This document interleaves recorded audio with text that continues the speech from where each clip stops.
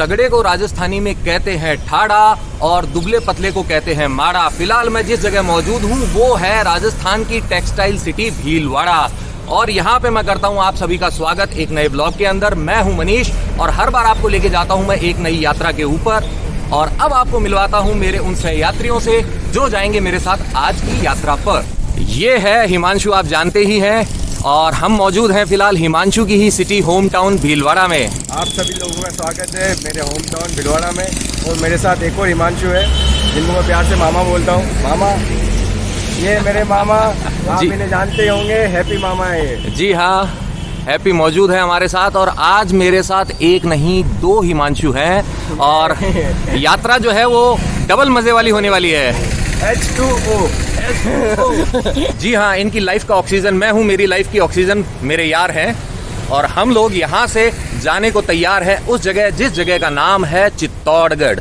जी हाँ, राजस्थानी वीरता का प्रतीक चित्तौड़गढ़।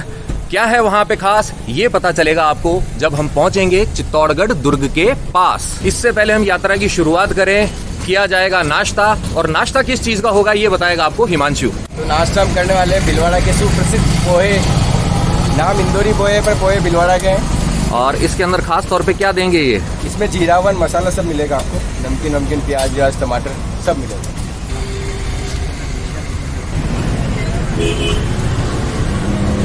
आपने रावण के बारे में सुना है, आई रावण के बारे में सुना है, मई रावण के बारे में सुना है, लेकिन हो सकता है जी रावण के बारे में नहीं सुना है। तो जीरावन जो होता है बेसिकली एक मसालों का कॉम्बिनेशन होता है जो किसी भी चीज़ का जो स्वाद होता है उसे काफ़ी बढ़ा देता है।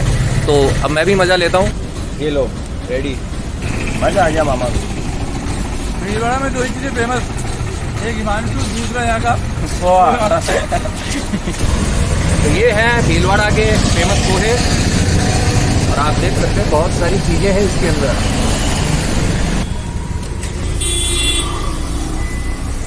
अब मैं भैया को खिलाऊंगा आलू बड़ा और मिर्ची बड़ा जो यहाँ का स्पेशल है।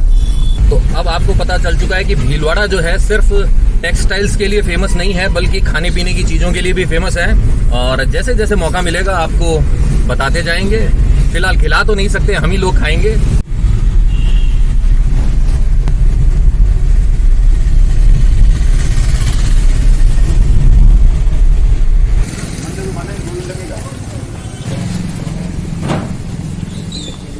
आलू बड़े के साथ में है कचौरी। तो ये है आलू बड़ा यहाँ का फेमस। और इसके अंदर खास चीज़ जो है वो है गुड़ की चटनी और कहा यह गया है कि इसे चम्मच से मत खाइए, हाथ से खाइए, उससे ही मज़ा आएगा आपको ज़्यादा। तो हिमांशु बहुत बढ़िया है ये चीज़। मुस्कुराइए भीलवाड़ा में मुस्कुराओ। और आप इसे कोफ्ता समझने की गलती मत कीजिएगा। बेसिकली इसके अंदर आलू की फिलिंग है लेकिन ये जो ऊपर वाली जो इसकी लेयर है वो कोफ्ते जैसे एकदम सॉफ्ट नहीं है, थोड़ी क्रंची क्रंची है।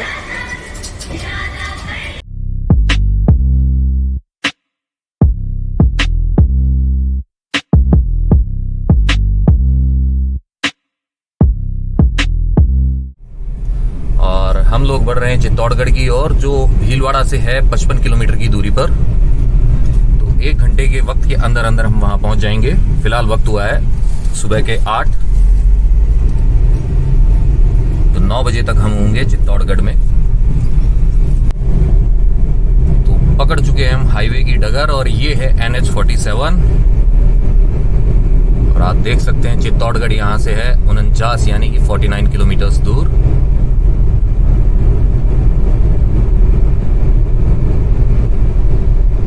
लीजिए प्रविष्ट हो चुके हैं हम चित्तौड़गढ़ शहर के अंदर और बढ़ रहे हैं हमारी मंजिल चित्तौड़गढ़ दुर्ग की तरफ। जी हाँ, हिंदुस्तान का, भारत का सबसे बड़ा दुर्ग चित्तौड़गढ़ दुर्ग जो फैला है लगभग 700 एकड़ के क्षेत्र के अंदर।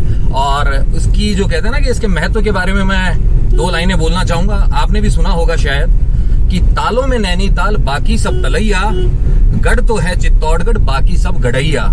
तो चित्तौड़गढ़ दुर्ग जो है इतना विशाल तो है ही, साथ ही इससे जुड़ा हुआ जो इतिहास है वो भी इसे महान दुर्ग बनाता है। इतिहास की जानकारी आपको दूंगा चित्तौड़गढ़ दुर्ग पहुंचने के बाद। और आप सामने जो देख रहे हैं पहाड़ी के ऊपर किला, वही है चित्तौड़गढ़ दुर्ग जो बेसिकली बना हुआ है मेसा के पठार के ऊपर। और भूगोल के अंदर जैसे कि पढ़ाया गया था हमें कि पठार वह क्षेत्र होता है जो जमीन से पहाड़ी की तरह ऊंचा होता है, लेकिन पहाड़ के जैसे नुकीला न होकर थोड़ा समतल मैदान जैसा होता है। तो मेसा के पठार पे ही बना हुआ है चित्तौड़गढ़ दुर्ग।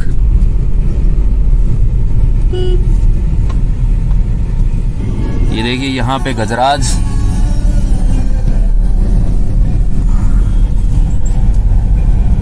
और हम लोग अभी यहाँ से गुजर रहे हैं पन्ना धाय सेतु से। पन्ना धाय जो है वो क्यों है महान, ये सारी बात मैं बताऊंगा आपको किले में पहुंचने के बाद में।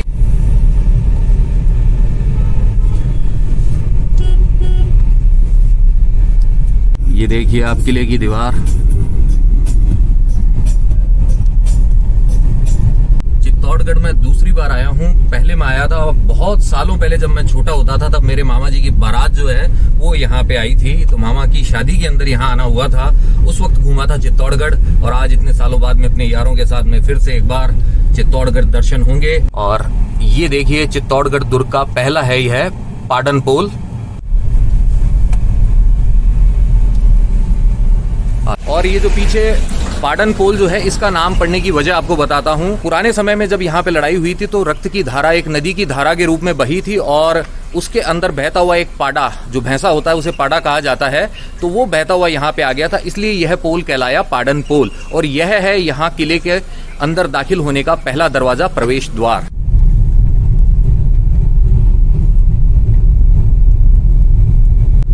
जैसा कि आपने जैसलमेर का जो सोनारगढ़ किला देखा था, वह एक लिविंग फोर्ट है। वहां पे आज भी जो आम जनता वह रहती है, उसी तरीके से चित्तौड़गढ़ भी जो है एक लिविंग फोर्ट है, और इसमें आज भी जो आम निवासी हैं वो यहाँ पे निवास करते हैं। और ये आ गया है दूसरा दरवाजा। हैरोदास सोलंकी जी गुजरात का जो बादशाह था बहादुर शाह, उससे यहाँ लड़ते हुए युद्ध में वीरगति को प्राप्त हुए थे। और ये जो मूल दरवाजा था यह टूट गया था आक्रमण के अंदर, जिसका पुनर्निर्माण करवाया था बाद में महाराणा फतेह सिंह जी ने।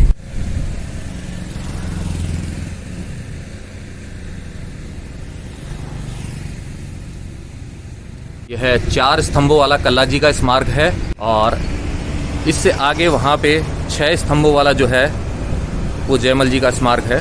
तो जयमल जी और उनके कुटुंबी जो है कल्ला जी, इन दोनों के जो स्मारक यहाँ पे बने हुए हैं। मेरे पीछे जो आपने अभी स्मारक देखा है 6 छतरियों वाला, यह जयमल जी राठौड़ हैं, उनका स्मारक है।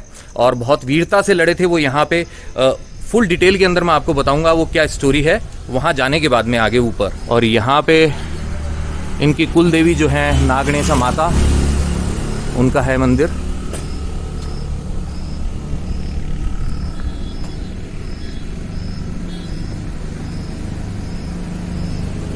चलिए आगे बढ़ते हैं। वो रहा वहां पे दूसरा दरवाजा। तो दूसरे द्वार भैरव पोल के बाद में अब हम बढ़ रहे हैं, और सामने दिखाई दे रहा है तीसरा दरवाजा, जिसे कहा जाता है हनुमान पोल। ये देखिए हनुमान जी का मंदिर।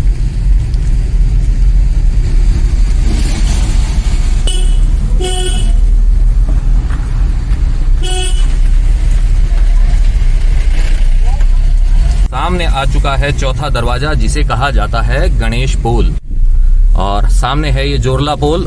इसे जोरला पोल इसीलिए कहा जाता है क्योंकि यह लक्ष्मण पोल और जो गणेश पोल है इनके बीच में ही स्थित है, इनको जोड़ता है, कनेक्टिंग है बिल्कुल।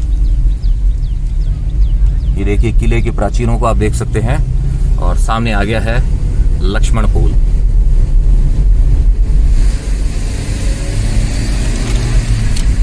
छह दरवाजों को हम लोग पार कर चुके हैं, और अब आएगा 7वां और अंतिम दरवाजा, जो कहलाता है राम पोल। जी हाँ, वानर राज बैठे हैं, देखिए आप किले की दीवारों पर। ले से लंगूर, विदाउट अंगूर। और ये देखिए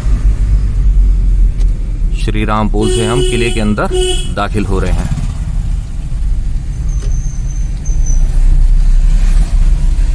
देख सकते हैं आप यहाँ पे बने हुए घरों को।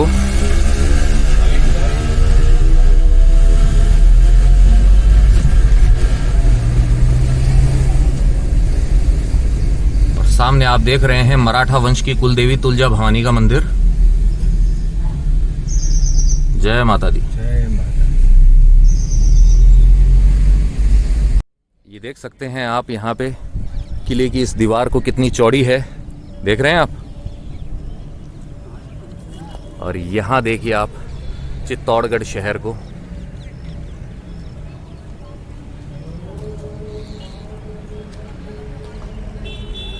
तो टिकट्स हमने ले ली है। गाड़ी के जो चार्जेस लगे हैं वो 40 रुपीज़ हैं, और हमने जैसे है ऑनलाइन टिकट ली है तो हमें 40 की जगह पड़ी है 35 रुपीज़ पर पर्सन। 40 की जगह 35 रुपये हमें पे करने पड़े हैं ऑनलाइन पेमेंट करने की सुविधा का लाभ उठाने पर। तो हमारे 5 रुपये की पर पर्सन बचत हो गई है, 15 रुपये का शुद्ध लाभ। सबसे पहले जो हम पहुंचेंगे वो है कुंभा पैलेस, और ये आप देख रहे हैं। किले में भ्रमण की शुरुआत करते हैं हम सबसे पहले कुंभा पैलेस से। ये देखिए,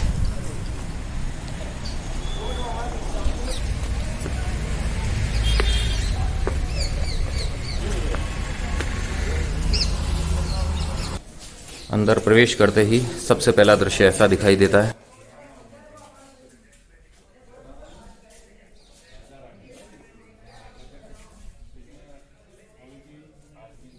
तो यहाँ से हम प्रविष्ट हुए और आप देख सकते हैं यहाँ पे जो दरवाजा है ये छोटा दरवाजा है। यहाँ से घोड़े पे चढ़ के एंट्री की जाती थी, और ये जो आप देखेंगे यहाँ पे ये इस तरीके से ये 7 जो है बने हुए, यहाँ पे बांधे जाते थे 7 घोड़े।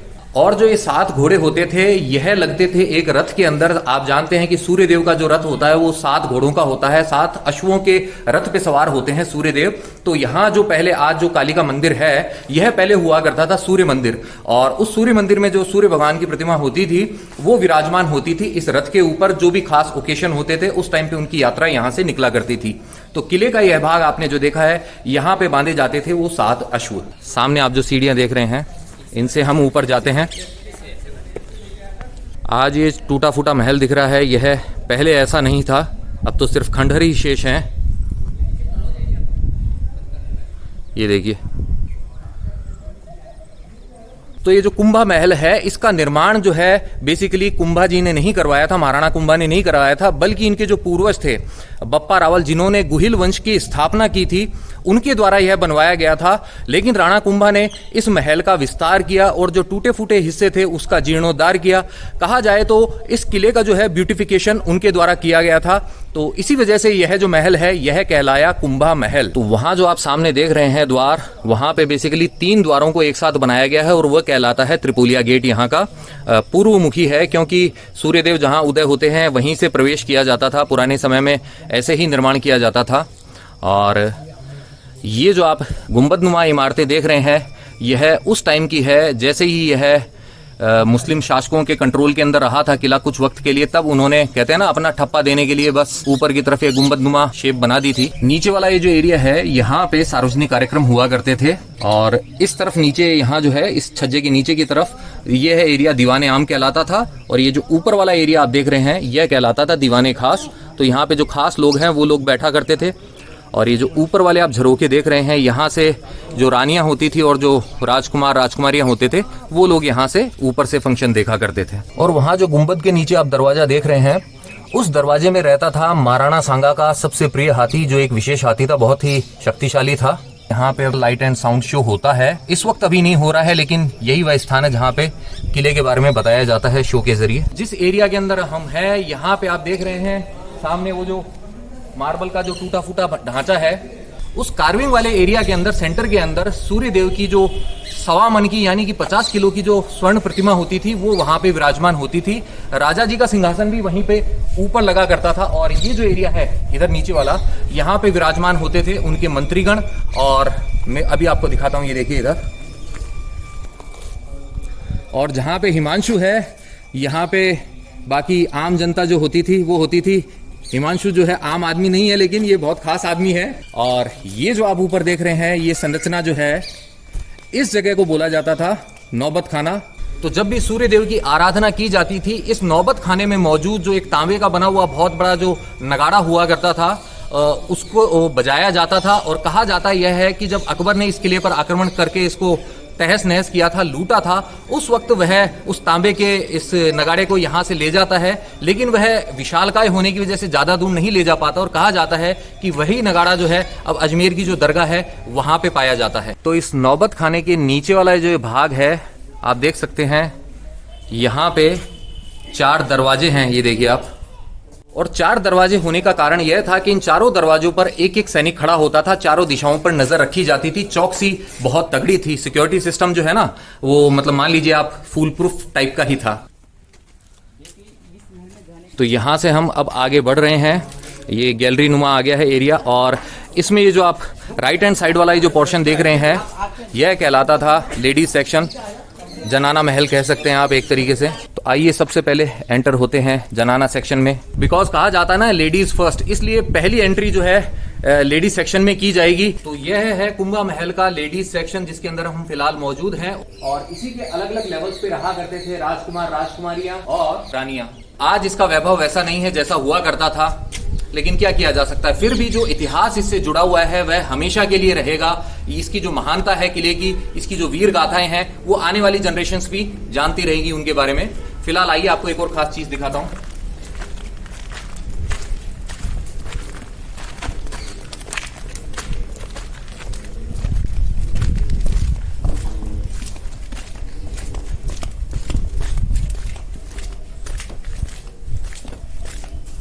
यह जो रास्ता है यह एक सुरंग है, और कहा जाता है कि यह यहां से करीबन कुछ किलोमीटर दूर जाके जो गौमुख कुंड है वहां पे खुला करती है। और इसकी वजह यह थी कि यह सीक्रेट रास्ता जो है रानियां प्रयोग में लेती थी, जाहिर सी बात है उनके महल के अंदर है तो वही प्रयोग में लेगी। और उसकी वजह यह थी कि उनको जब भी गौमुख कुंड के ऊपर जाके स्नान करना होता था, पूजा करनी होती थी, तो वो लोगों की नजरों से बचकर इस रास्ते से वहीं पर चले जाया करती थी। तो हम फिलहाल इससे जा नहीं सकते हैं क्योंकि इसके अंदर एंट्री मना है।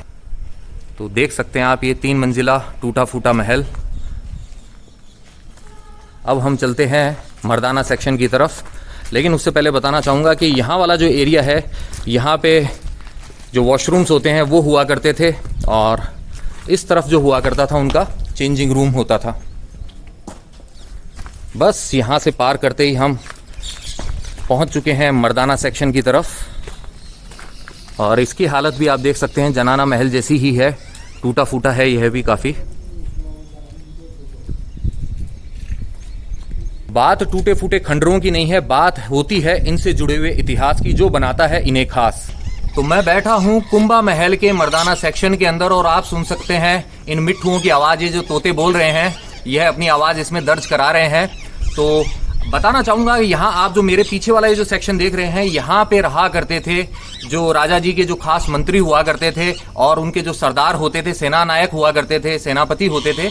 और इन टूटे फूटे आवासों में 2 स्थान हैं बेहद खास। सामने आप देख रहे हैं ये जो 2 इमारतें हैं, एक है ये छोटी इमारत यहाँ पर पहले, और इसके बाद में है एक बड़ी इमारत। तो यह छोटी इमारत जो है यह कहलाती थी पन्ना महल। जी हाँ, जो पन्ना धाय थी फेमस, यह उनका स्थान हुआ करता था, यहाँ पे वो रहा करती थी। और उससे अगले वाला जो स्थान है वो होता था मीरा जी का महल। तो मीराबाई जो है मोस्टली यहाँ पे इसके अंदर कुछ महीने ही रही थी। जीवन का ज्यादातर वक्त जो है मीराबाई ने मीरा मंदिर के अंदर ही बिताया था, और मीराबाई की जो कहानी है वो मीरा मंदिर में जाके ही आपको बताएंगे। फिलहाल आपको मैं बताना चाहता हूँ पन्ना धाय की कहानी। क्यों जानी? बिल्कुल, पन्ना धाय की कहानी हमने तो बचपन में पढ़ी है। तो पन्ना धाय जो है अपने त्याग के कारण जानी जाती है, उन्होंने अपने पुत्र का बलिदान कर दिया था। तो जो पन्ना धाय थी वो राणा सांगा के सेनापति सूरजमल गुर्जर जो थे उनकी पत्नी थी। हुआ यह था कि जब रानी कर्णावती को पुत्र रत्न के रूप में उदय सिंह जी प्राप्त हुए थे, तो उनके दूध न आने की वजह से उन्होंने जो पन्ना धाय थी उनसे कहा कि आप अपने दूध का जो है पान मेरे कुंवर को भी कराइए, क्योंकि उसी वक्त वह भी माँ बनी थी। तो उनके जो पुत्र का नाम था, पन्ना धाय के पुत्र का नाम था चंदन।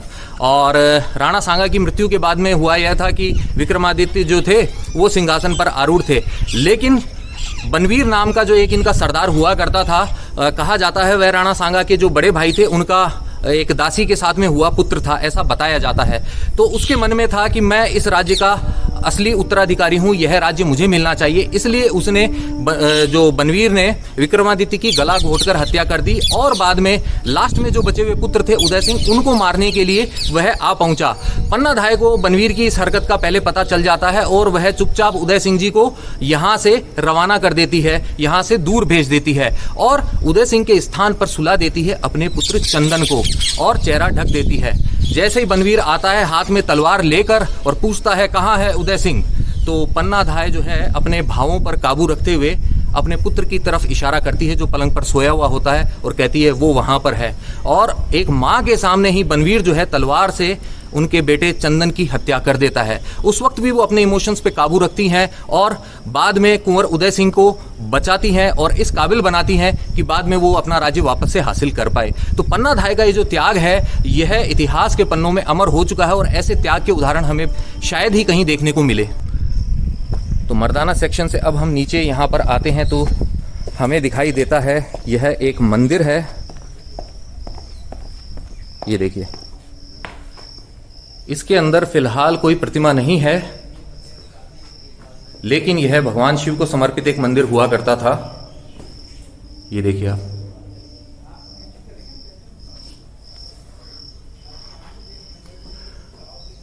ये देखिए कितना बढ़िया पिलर है यह।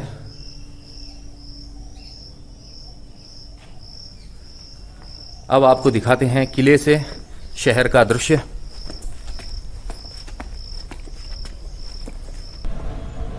चित्तौड़गढ़ शहर का नज़ारा। और यहाँ वाले जो आप मकान देख रहे हैं यह बताए जाते हैं लगभग 140 से 150 वर्ष पुराने, और इससे आगे वाले जो आप सेक्शन को देख रहे हैं वहाँ पे जो है वो सब नया निर्माण है। और सामने उस जगह जो आपको एक पुल दिखाई दे रहा है वह पुल बनाया गया था अलाउद्दीन खिलजी का जो बेटा था खिज्र खां, उसके द्वारा यहाँ पर अटैक करने के लिए, क्योंकि उसके नीचे बहती है गंभीरी नदी। और किले का यह जो भाग आप देख रहे हैं यहाँ पे फिल्म प्रेम रतन धन पायो का जो गाना था जब तुम चाहो उसकी शूटिंग हुई थी, और यहीं पर एक गेट लगाया गया था जिसके अंदर से फिर सलमान खान और सोनम कपूर निकलकर यहीं पे डांस करते हैं। चलिए अब बताता हूँ आपको मर्दाना सेक्शन का एक और ख़ास स्थान। वो ख़ास स्थान है यह जो आप बेसमेंट टाइप सेक्शन जो देख रहे हैं, सामने वहाँ पे है माता की मूर्ति। और आप देख सकते हैं उस स्थान की ऊंचाई कितनी रखी गई है कि जो यहाँ के राणा जो शासक थे उनकी हाइट जो है वो अच्छी खासी होती थी। नीचे से वहाँ से वो खड़े होकर माता की पूजा किया करते थे। और यह जो स्थान आप देख रहे हैं इसके अंदर आधे हिस्से के अंदर होता था अनाज का स्टोरेशन और आधे हिस्से में होते थे जवाहरात। ये देखिए,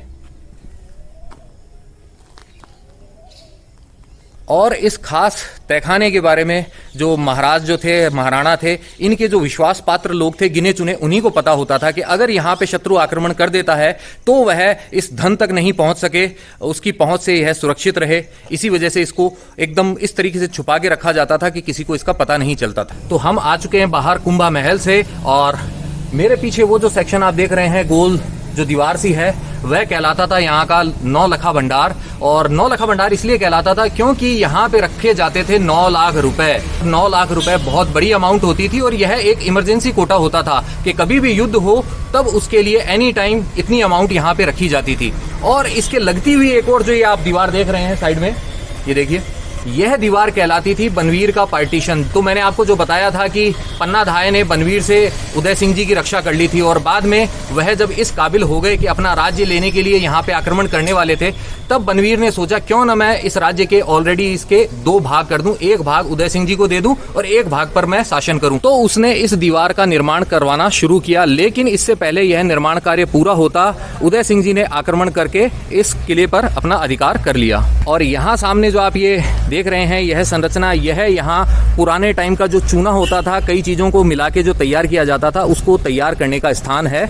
बैल की मदद से चला के उसको तैयार किया जाता था और उसके अंदर बहुत सारी चीजें मिलाई जाती थी। और कहा जाता है कि इसके अंदर जो बनने वाला जो चूना होता था उससे महल के अंदर प्लास्टर किया जाता था, जिसकी उम्र लगभग 1000 साल मानी जाती है। हम आज जो सीमेंट का प्रयोग करके बनाते हैं तो इस निर्माण कार्य की आप उम्र मान लीजिए 70-80 साल ही होती है। और यह है वह स्लॉप जहाँ से घोड़े ऊपर आते थे। आ जाओ, ड्राइवर तैयार है। ड्राइवर तैयार है और इस ड्राइवर से हमें प्यार है क्योंकि यह हमारा छोटा भाई है। तो अब हम जिस दरवाजे से गुजर रहे हैं यह कहलाता है बड़ी पोल।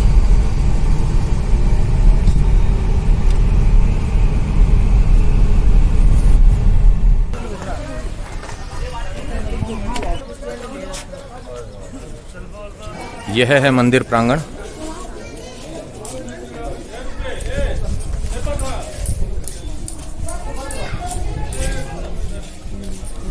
तो मेरे पीछे जो आप देख रहे हैं यह कुंभा श्याम मंदिर है, जो पुराने समय के अंदर होता था। वराह देवता विष्णु जी के अवतार जो वराह देवता हैं उनको समर्पित मंदिर, और उस समय इसका निर्माण करवाया था गुहेल वंश के संस्थापक बप्पा रावल ने। और इस मंदिर का जो निर्माण उस वक्त किया गया था, जैसा कि जगन्नाथपुरी के जो मंदिर है उस शैली के अंदर इस मंदिर का निर्माण किया गया था। और बाद में यह जीर्ण शीर्ण अवस्था में जब हो गया था तो राणा कुंभा थे, उन्होंने इस मंदिर का जीर्णोद्धार किया। तो जो कार्विंग वाला पार्ट इसके अंदर आप देखेंगे वह पुराना वाला पार्ट है, और बिना कार्विंग वाला जो पार्ट है वह महाराणा कुंभा द्वारा जो जीर्णोद्धार करवाया गया था वह हिस्सा है। और इस कुंभा श्याम मंदिर के अंदर जो है कृष्ण जी राधा जी के साथ में विराजमान है कृष्ण जी के बड़े भाई अग्रज बलराम जी की प्रतिमा। तो यहाँ छतरी के नीचे जो आप देख रहे हैं प्रतिमा, यह गरुड़ जी की है। और यह जो देख रहे हैं इस मंदिर की तरफ देख रहे हैं, भगवान विष्णु को जो समर्पित मंदिर था वराह मंदिर, जो बाद में बन गया कुंभा श्याम मंदिर। देख सकते हैं छत को आप, कितनी खूबसूरत है और कार्विंग का क्या अद्भुत नमूना है। और हिमांशु दर्शन करने के लिए आगे आ चुका है। आइए आपको पास से दर्शन करवा दूं। तो आप देख सकते हैं सामने भगवान कृष्ण जी, राधा जी और बलराम जी की प्रतिमाएं, बहुत ही प्यारी प्रतिमाएं हैं। पुराने समय में जो वराह देव की मूर्ति थी वह यहाँ से हटा दी गई है। आइए परिक्रमा करते हैं।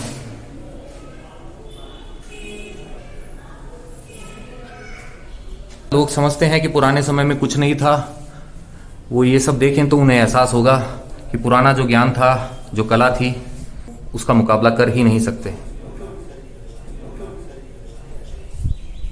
एसी फेल है, इतना ठंडा है। ठंडी हवा आ रही है यहाँ से, ये देखिए आप, इस खुले भाग से ठंडी हवा आ रही है। और सामने है मीरा मंदिर, वहां भी अभी आपको लेके चलेंगे। और अब देखिए पुरानी वराह देवता की मूर्ति को। मंदिर के पिछले भाग में स्थित है पुरानी वराह देवता की मूर्ति, भगवान विष्णु के अवतार, वराह अवतार। और जब अटैक किया गया था किले पर तो प्रतिमाओं को खंडित किया गया था, ये देखिए आप। आइए परिक्रमा पूर्ण करते हैं। देखिए प्रभु का नाम। जय श्री श्याम, जय श्री श्याम। भगवान विष्णु की प्रतिमा।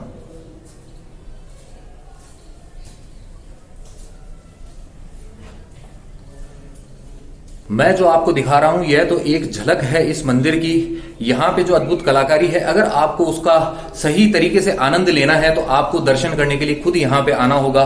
तो जैसे ही है कोरोना का संकट मिट जाता है, आपके पास में फ्री समय होता है तो आप यहाँ पे आइए, किले को देखिए और साथ ही देखिए इस बहुत ही प्यारे मंदिर को। और ये देखिए यहाँ पे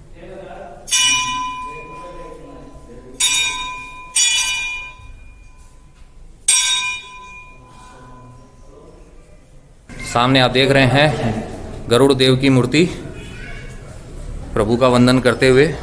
तो हम पहुंच चुके हैं मीरा मंदिर के सामने, और अब मैं आपको बताता हूं मीराबाई की कहानी। तो मीराबाई का जन्म जो है वो मेड़ता सिटी के कुकड़ी ग्राम के अंदर हुआ था।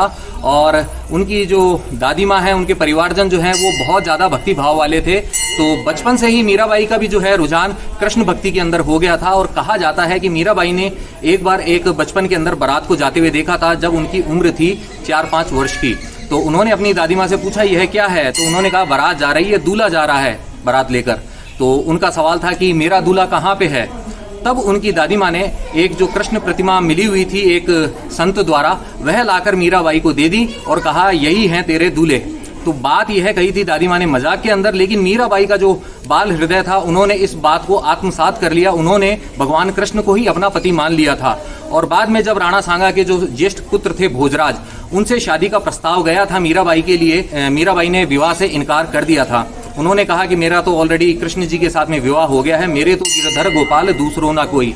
लेकिन परिवारजन के बहुत समझाने के बाद में मीराबाई ने विवाह के लिए सहमति दे दी। आखिर परिवार की जो मान मर्यादा का वास्ता दिया गया उन्हें, और इस वजह से उन्होंने विवाह करना स्वीकार कर लिया। तो कहा जाता है कि जब राजा भोज उनको लेकर यहाँ चित्तौड़ की तरफ आ रहे थे, तो रास्ते के अंदर उन्होंने मजाक में ही मीराबाई से कहा कि भाई तुम तो कृष्ण जी को अपना पति मानती हो, अगर यहाँ पे तेरे कृष्ण जी जो है अगर पानी गिरवा दें, बारिश करवा दें, तो मैं मान जाऊंगा कि हाँ तुम्हारी भक्ति सही है। तो उन्होंने यह बात मजाक में ही कही थी, उन्हें बिल्कुल भी आभास नहीं था कि ऐसा कुछ हो जाएगा। तो मीराबाई ने आसमान की तरफ देखा और भगवान कृष्ण से आह्वान किया कि प्रभु अब मेरी बात की आप लाज रखिए, और उसी वक्त कहा जाता है कि बारिश हो गई। ऐसी बारिश देखकर राजा भोज का मीराबाई की कृष्ण भक्ति पर जो संदेह था वह खत्म हो गया और उन्होंने कृष्ण जी की ही पत्नी के रूप में उन्हें स्वीकार किया, अपनी पत्नी के जैसे कभी ट्रीट नहीं किया।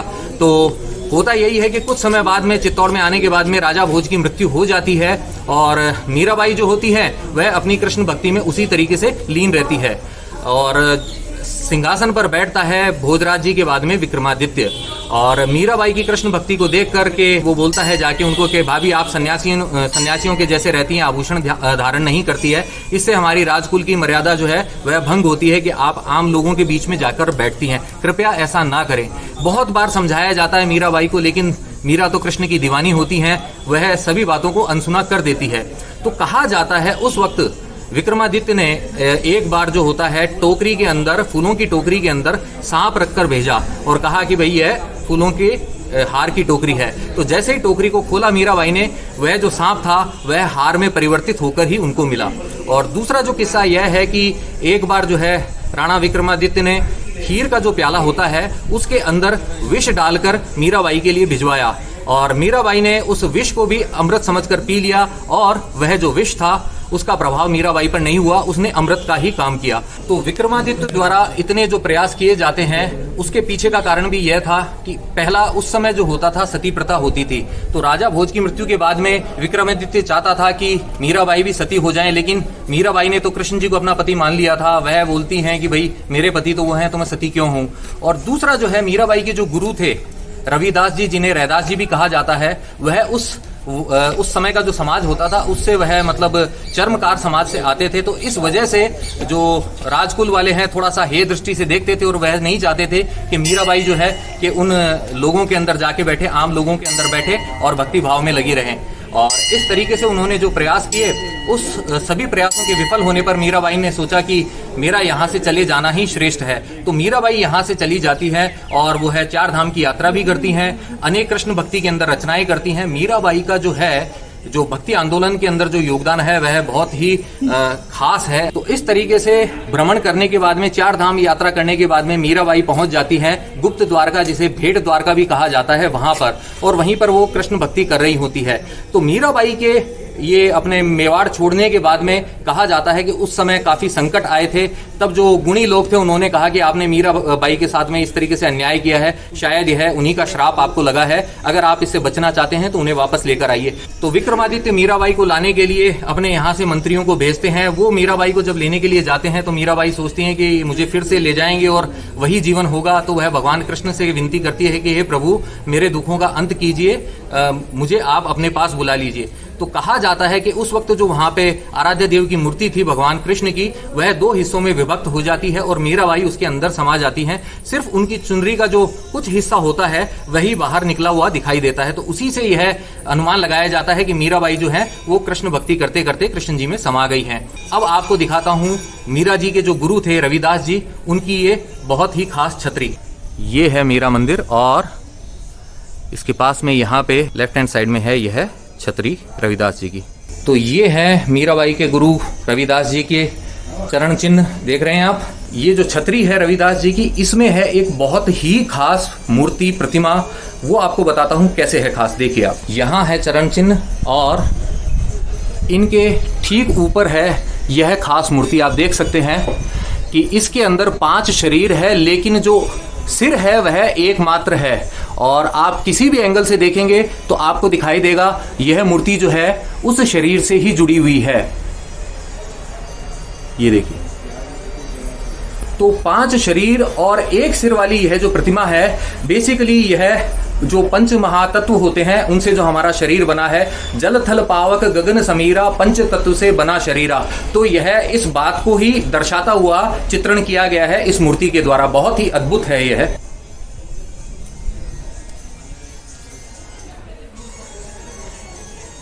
ये देखिए, यह अद्भुत मंदिर है मीराबाई का। सामने है भगवान कृष्ण की भव्य प्रतिमा।